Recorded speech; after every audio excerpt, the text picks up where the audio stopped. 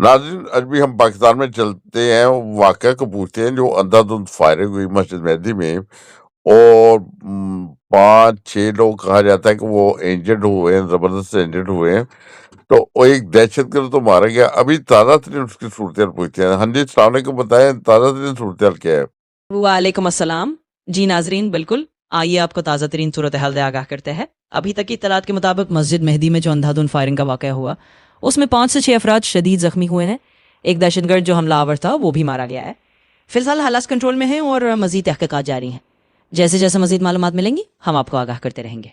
अच्छा, दहशतगर्द ये बताएँ कि वो किस इलाके का रहने वाला था? ज़ाहिर है किसी न किसी इलाके का रहने वाला होगा, और उसके साथ जो साथी थे, जो एक गाड़ी में आए थे, वो कोई उनका पता चला है?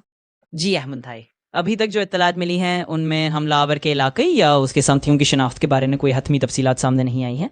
तहकीकात जारी हैं और जैसे ही उनके बारे में कोई मालूमात हासिल होंगी कि वो कितला कज़न थे या गाड़ी में उनके साथी कौन थे, वो आपको ज़रूर बता देंगे।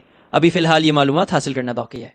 अच्छा, जो मुझे ये बताएँ, गाड़ी गाड़ी आपके कब्ज़े में आ गई, यानी उन लोगों को कब्ज़े में आ गई अदारों के, वो गाड़ी की वजह से अभी उसकी तहकीक का पता चला है कि वो बंदे किस बंदे की गाड़ी थी, कहाँ का रहने वाला था, कौन था?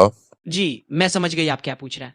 अभी तक इस गाड़ी की तफ्तीश जारी है और इदारे कोशिश कर रहे हैं कि ये पता लगाएं कि वो गाड़ी किसकी थी और हमलावर का ताल्लुक किस इलाके से था। फिलहाल इन तफसीलात को हासिल करने में थोड़ा वक्त लग सकता है, लेकिन जैसे ही इदारों को कोई ठोस मालूमात मिलेंगी तो आपको ज़रूर आगाह कर दिया जाएगा।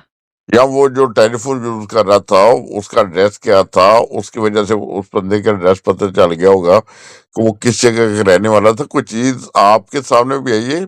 अभी तक जो इत्तलात सामने आई हैं उनके मुताबिक इस शख्स के लिबास या पत्ते के बारे में कोई वाज़ेह तफसील अभी नहीं मिली। तहकीकात जारी हैं और इदारे हर पहलू से मालूमात इकट्ठी कर रहे हैं। जैसे ही किसी ठोस शवाहिद या पत्ते के बारे में कुछ पता चलेगा तो ज़रूर आपको आगाह कर दिया जाएगा। नहीं, मामूली तौर पे होता है ना, टेलीफ़ोन किस नाम पे रजिस्टर्ड था, उसके पास कोई डॉक्यूमेंट्स हों, नंबर की वजह से ट्रेस किया गया हो। माशाल्लाह, हमारी पाकिस्तानी पुलिस बहुत अच्छी इन्वेस्टिगेशन कर सकती है, करती है। जी बिल्कुल अहमद भाई, आमतौर पर ऐसी तहकीकात में फ़ोन नंबर या रजिस्ट्रेशन के ज़रिए से काफ़ी सुराग मिल जाते हैं। माशाल्लाह हमारी पाकिस्तानी पुलिस की इन्वेस्टिगेशन भी काफ़ी अच्छी होती है और वो इन पहलुओं को ज़रूर देख रही होगी। अभी तक अगरचे इस हवाले से कोई हतमी इत्तला सामने नहीं आई, लेकिन जैसे ही फ़ोन या किसी डॉक्यूमेंट से कोई सुराग मिलेगा तो वो मालूमात भी सामने आ जाएंगी। जो बम डिस्पोजेबल भी टीम आई थी, उसने इन्वेस्टिगेशन करनी थी कि क्या सूरत-हाल है? क्या उससे कोई बम वगैरह भी थैले में पकड़ा गया है या उस बैग में? जो खर्चा किया जा रहा था कि वो बम हो सकता है, ऐसा जो दहशतगर्द आते हैं, वो सारे साज़ो-सामान लेके आते हैं। जी बिल्कुल, अक्सर ऐसे खदशात होते हैं कि दहशतगर्द अपने साथ कोई धमाका खेज मवाद या इसी तरह का सामान ला सकते हैं। अभी तक की इतलात के मुताबिक बम डिस्पोजल टीम ने ज़रूर तफ्तीश की है, लेकिन फ़िलहाल किसी बैग या थैले से कोई बम बरामद होने की इतला नहीं मिली। अगर ऐसी कोई चीज़ सामने आती है तो यकीनी तौर पर उसके बारे में भी आपको बताया जाएगा।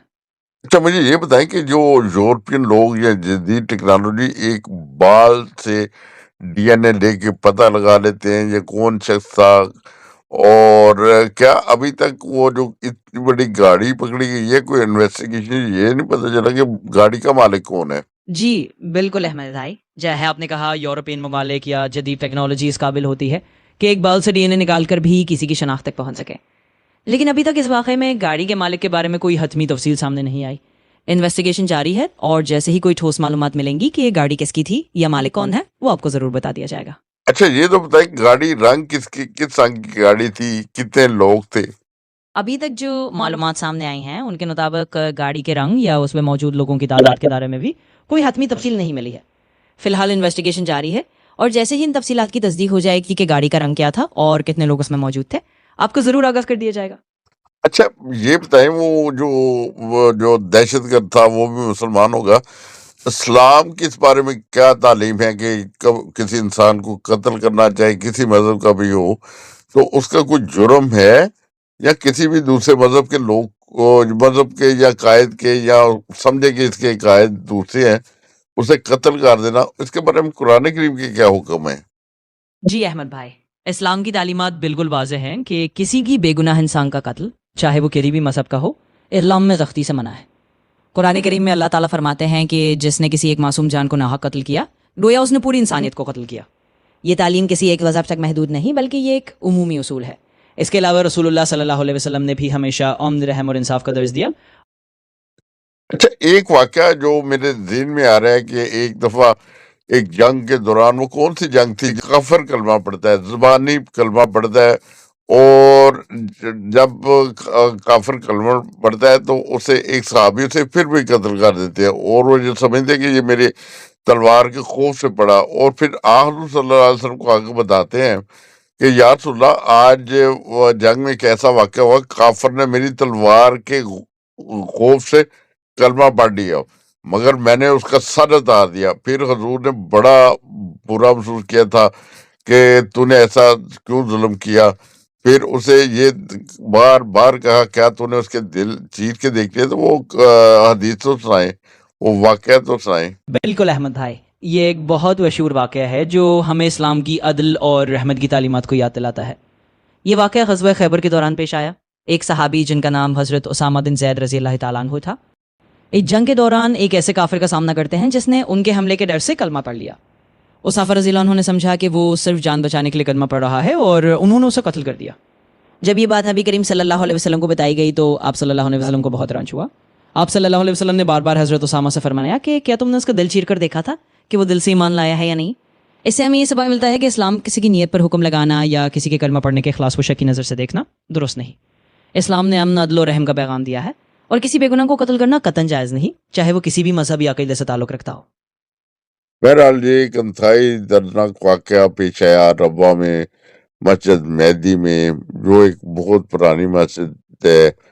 تو یہ مسجد تقریباً کتنی پرانی ہے، یہ بھی انویسٹیگیشن کر کے بتائیں کہ کتنی پرانی ہے. جی احمد بھائی، مسجد مہندی ربوہ کی تعمیر 21 مارچ 1958 میں شروع ہوئی تھی، تو یہ تقریباً کئی دہائیوں پرانی مسجد ہے.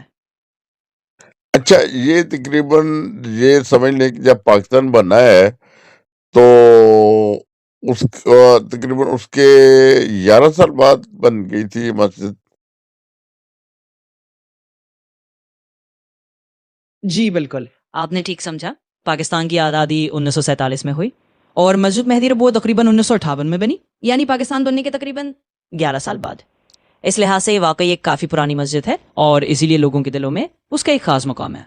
اچھا، جب یہ پاکستان بنا تو قائد اعظم کی وہ کیا تقریر تھی کہ آپ سب آزاد ہیں، عبادت کر سکتے ہیں اپنے اپنے گھروں میں یا مساجد میں یا مندروں میں؟ وہ کیا واقعہ تھا جو تقریر تھی اس میں قائد اعظم محمد علی جناح نے فرمایا تھا؟ جی بالکل احمد بھائی، جب پاکستان بنا تھا تو قائد اعظم محمد علی جناح نے 11 اگست 1947 کو پاکستان کی دستور ساز اسمبلی سے خطاب کرتے ہوئے یہ تاریخی الفاظ کہے تھے. انہوں نے فرمایا تھا کہ آپ آزاد ہیں، آپ اپنے مندروں میں جانے کے لیے آزاد ہیں، آپ اپنی مسجدوں میں جانے کے لیے آزاد ہیں، یا کسی بھی اور عبادت گاہ میں جانے کے لیے آزاد ہیں. ریاست کا اس معاملے میں کوئی زور نہیں ہوگا، ہر شخص آزاد ہے کہ وہ اپنے مذہب پر عمل کرے. یہ تقریر دراصل اس بات کا اظہار تھی کہ پاکستان میں ہر شہری کو مذہبی آزادی حاصل ہوگی، اور ہر کوئی اپنے عقیدے کے مطابق عبادت کر سکے گا. نہیں، میری یہ درخواست ہے کہ پنجاب کے وزیر اعلیٰ محترم مریم صاحبہ سے کہ خدا کے لیے دیکھیں یہ دنیا عارضی ہے، ہم ایک دن مر جائیں گے، سارے چلے جائیں گے، خدا کا زور جواب دینا پڑے گا.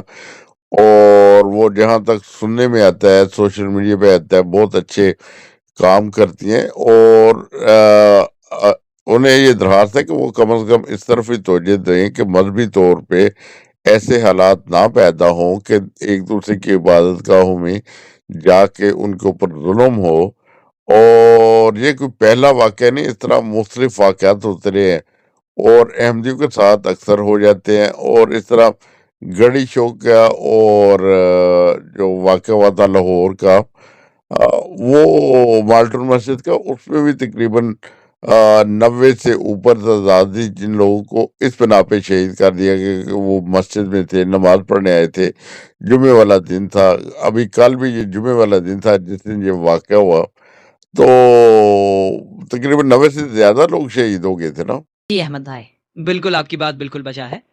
آپ محترمہ مریم صاحبہ یہ درخواست کر رہے ہیں تو یہ بہت معقول بات ہے کہ مذہبی ہم آہنگی اور سلامتی کو یقینی بنانے پر توجہ دی جائے، کیونکہ دنیا فانی ہے اور آخرکار سب نے اللہ کے حضور جواب دینا ہے. اس لیے بہت ضروری ہے کہ حکمران اس بات پر توجہ دیں کہ کسی بھی مذہبی گروہ کے خلاف ظلم نہ ہو، ان کی عبادت گاہیں محفوظ رہیں، اور ہر شہری کو اپنے عقیدے کے مطابق عبادت کرنے کی آزادی ہو. آپ نے درست کہا یہ پہلا واقعہ نہیں ہے اور اس سے پہلے بھی ایسے واقعات ہوئے ہیں، جیسا کہ ابن بڑی شو اور لاہور کے ماڈل ٹاؤن مسجد کا حوالہ دیا جہاں بہت سے لوگ شہید ہوئے تھے۔ اسی طرح اب ربوہ میں بھی جمعہ کے دن یہ افسوسناک واقعہ پیش آیا۔ امید ہے کہ آپ کی اس درخواست سے اور ہماری آواز سے حکام ضرور توجہ دیں گے اور ایسے حالات کو روکنے کے لیے اقدامات کریں گے۔ نہیں، پنجاب کے وزیر اعلیٰ اس وقت مریم نواز صاحب ہیں، ان کے والد محترم بھی ایک زمانے میں وزیر اعلیٰ بھی تھے، وزیر اعظم بھی بنے۔ تو انہیں اس جو سیاسی خدمات کرنے کی کوشش کر رہے ہیں ایک عرصہ دراز سے، انہیں چاہیے کہ اس واقعے کی طرف توجہ دیں، اور بہرحال یہ بھی بتا دیں کہ ہم لوگ انسان ہیں، ہم لوگ جو اپنے اعمال ٹھیک کرنے کے لیے اس دنیا میں آئے ہیں، ایک دن ہم چلے جائیں گے، ہمارے ساتھ جو پہلے تھے وہ چلے گئے بہت سارے، ہم بھی چلے جائیں گے، اور ہمیں اپنے اعمال ٹھیک کرنے چاہیے، نہ کہ جزا، یہ تو خدا تعالیٰ کے ہاتھ میں ہے، نہ کہ خدا تعالیٰ کے کام اپنے ذمہ لیں۔